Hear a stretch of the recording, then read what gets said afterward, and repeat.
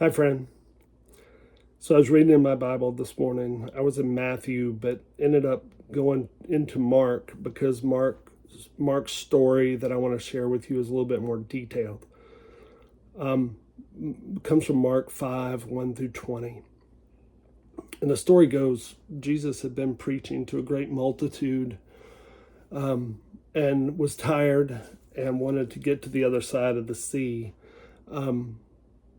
So the apostles that were with him and Jesus boarded a boat. Jesus falls asleep. They're going across the sea. About midway across, the big storm comes up, water coming everywhere.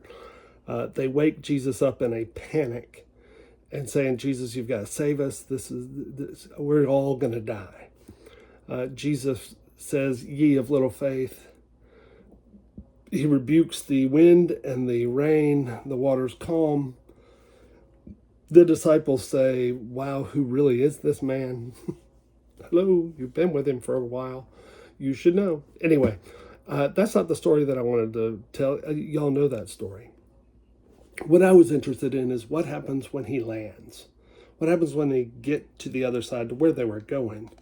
They ended up landing in a town, in a country called Gadarenes. I don't know if I'm pronouncing that right, but let's just say I am. And they're met there by a crazy person. Somebody's possessed with demons. He's been living in the tombs. Sounds like an awful place to live. In fact, the townspeople had chained him up and he had broken the chains. He's cutting himself with rock. He's tearing his clothing. He's not a happy man. And the minute that man confronts Jesus, the demons inside of him recognize Jesus as the Son of God. And they say, Son of God, don't mess with us. Leave us alone. If you're going to cast us out, cast us into those pigs. Mark said there's about a herd of about 2,000 pigs on the side of the hill. So Jesus casts them out, and they go into those pigs, and the first thing the pigs do when they get the demon inside of them is they run down the bottom of the hill and into the ocean and drown, dead. Well, the people who were tending to the pigs,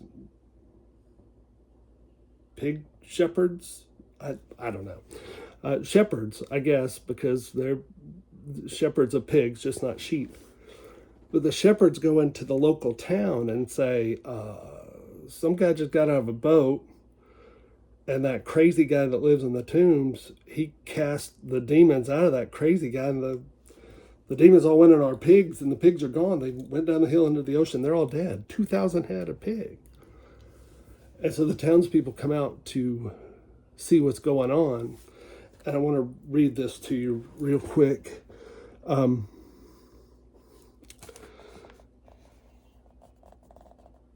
they went out to see what it was that had happened. I'm in verse 14 and then 15. Then they came to Jesus and saw the one who had been,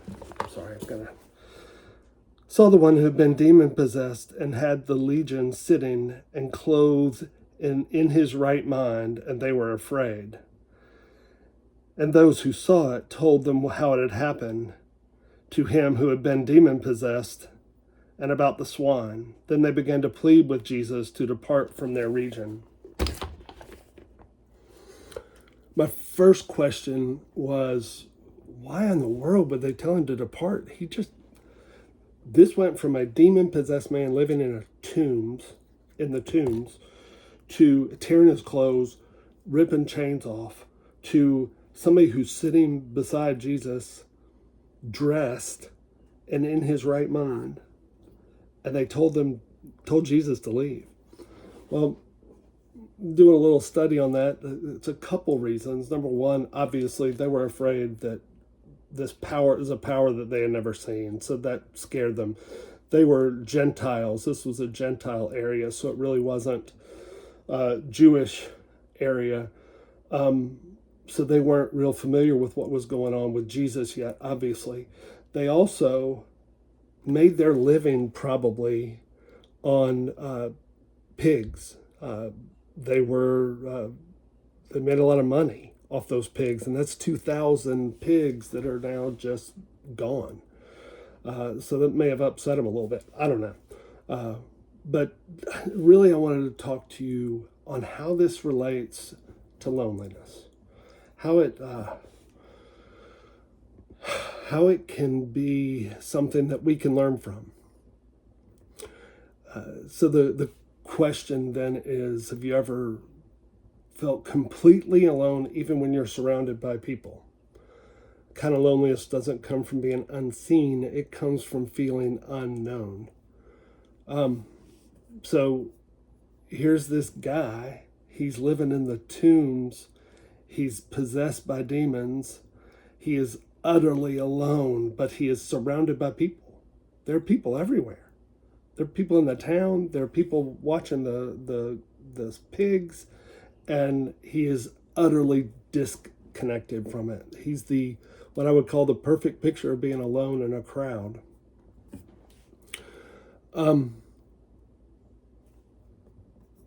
So what does loneliness do in that situation? Or what does loneliness do to you? It isolates you. It makes you feel isolated even when you are near life.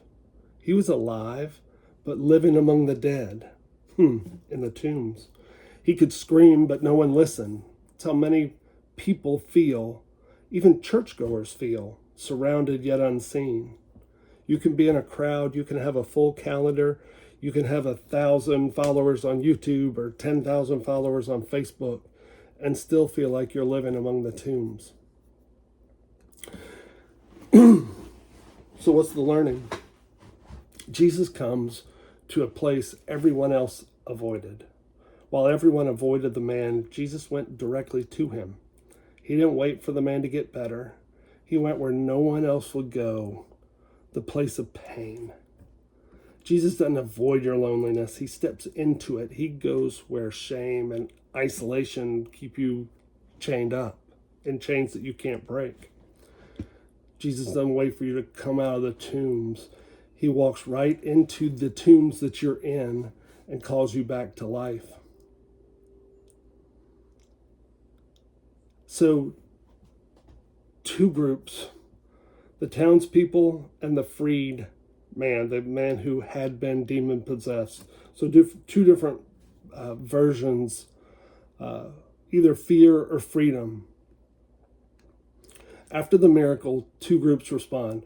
The townspeople beg Jesus to leave. They're afraid of his power. He's ruined their livestock for the year, maybe. The free man begs Jesus to let him come with him. He's drawn to his love. So in other words, when the townspeople told them to leave, they left. They went back down to the boat. The guy who had been possessed by demons followed them back down to the boat and said, "Please let me follow you." And Jesus said, "No, you go and you tell your people what has been done for you and who did it." And so it's kind of a cool dichotomy there. People who were comfortable in their homes, in their area, doing their pig farming, freaked out about it. Somebody who was uncomfortable and been changed wanted to follow him. Both saw the same miracle. One saw loss, the other saw life. Loneliness often begins when we fear change more than we desire connection. When Jesus confronts what isolates us, we can either push him away or we can let him in. So in verse 15, when Jesus had cast out the demons and the townspeople were coming out, it says they saw a man who had been possessed by the legion of demons, one legion, sitting there clothed and in his right mind. It's a picture of peace. He's no longer restless. He's no longer naked and exposed. He's restored. He's seen. He's whole.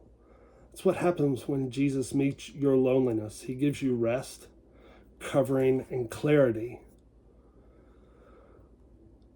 Then in 19, I was just talking about how the man followed Jesus and his disciples back down to the boat, and he said, "Let me come with you. Let me follow you." And Jesus said, go home, in verse 19, go home to your own people and tell them how much the Lord has done for you. This man was once avoided, now becomes a messenger of hope. He's the first missionary to the Gentiles. Your lonely seasons are never wasted. He had gone through a time of utter aloneness. God often uses the healed version of your pain to heal others that are still stuck in theirs. The very place that once broke you becomes a platform that can help build others. Maybe you've been living in the tombs. Maybe you've been alone, even in large groups of people. Jesus doesn't just want to calm your storm. He wants to enter your lonely place and restore your peace. Don't beg him to leave like the townspeople did. Invite him in so that he can send you out and teach more people about how he changed your life. He's the answer to loneliness. The man was demon-possessed, living in the tombs, tearing his clothing, cutting himself with rocks. Jesus got rid of his demons, got rid of them. And the next time the townspeople saw him, he was seated in nice clothes right beside Jesus. And it freaked them out. And they told him to leave. Jesus comes to restore peace. Let him restore your peace. Invite him into your loneliness. I see you. I know you're doing well. Keep up the good work.